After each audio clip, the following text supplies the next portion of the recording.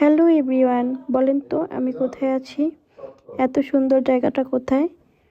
আমরা চলে গিয়েছিলাম পদ্মার পাড়ে। মাশাল্লাহ, ওয়েদারটা অনেক সুন্দর ছিল। আর মনে হচ্ছিল আমি মনে হয় কক্সবাজার সমুদ্র সৈকতে চলে গিয়েছিলাম। এই যে আমার ফুলটুসি ঘুরতে গিয়ে অনেক বেশি এনজয় করেছে আর অনেক বেশি মজা করতেছিল। বলেছিলাম না, ওয়েদারটা অনেক বেশি সুন্দর ছিল।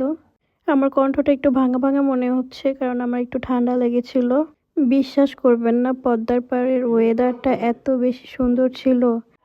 সূর্যের আলোটা যখন পানিতে পড়েছিল মনে হয় পানিতে আর একটা সূর্য উঠেছে। মাশাল্লাহ, অনেক সুন্দর ছিল ওয়েদারটা। এই তো আমার খালাতো বোনের সাথে একটু ছবি তুলে নিচ্ছি। একে একে আমার আম্মুর সাথে, আমার ছোট বোনের সাথে, সবার সাথে ছবি তুলে নিয়েছি। গত 2 বছর আমি শ্বশুর বাড়িতেই ছিলাম বছরের প্রথম দিন, কিন্তু এই বছরটা আমার ফ্যামিলির সাথে কাটিয়ে আমার অনেক ভালো লাগছে। সবাই মিলে একসাথে ঘুরতে গিয়ে বেশ আনন্দ করেছি। বিশেষ করে আমার ফুলটুসি অনেক বেশি আনন্দ করেছে। দেখতেই পারছেন, ও তো কারো কোলেই উঠবে না, একা একা ঘুরবে, একা একা এনজয় করতেছে, একা একা খেলতেছে। ফুলটুসির সাথে একটা ছবি তোলার জন্য অনেক রিকোয়েস্ট করতেছি, কিন্তু ফুলটুসি আমার কোনো কথা কানেই নিচ্ছে না।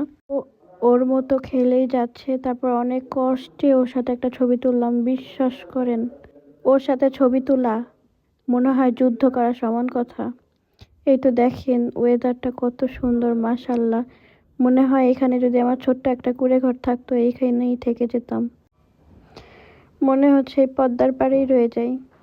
আচ্ছা, আপনারা বলেন তো আজকে কি এখানেই রয়ে যাব নাকি বাসায় চলে যাব?